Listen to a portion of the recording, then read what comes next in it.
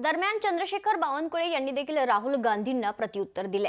राहुल गांधींची पराभव स्वीकारण्याची मानसिकता नाही, राहुल गांधी आणि विरोधकांची रडारड सुरू असल्याचं चंद्रशेखर बावनकुळे म्हणाले।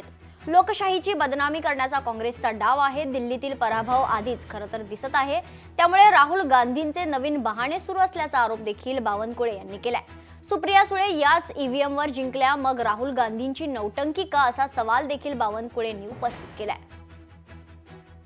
दरम्यान त्यांची एक्सवर केलेली पोस्ट देखील पाहूयात। राहुल गांधी आणि विरोधक महाराष्ट्रातील विधानसभा निवडणुकीत झालेला दारुण पराभव स्वीकारण्याच्या मानसिकतेत नाहीयेत। निवडणूक आयोगानं यापूर्वीच मतदार वाढीबाबत वारंवार स्पष्ट उत्तरं दिली आहेत, तरीही दिशाभूल करणारे आरोप खरं तर सुरू असल्याचं चंद्रशेखर बावनकुळे म्हणाले। दिल्ली विधानसभा निवडणुकीत होणारा पराभव आधीच दिसत असल्यामुळे राहुल गांधींची रडारड आतापासूनच सुरू आहे, असं देखील बावनकुळे म्हणाले।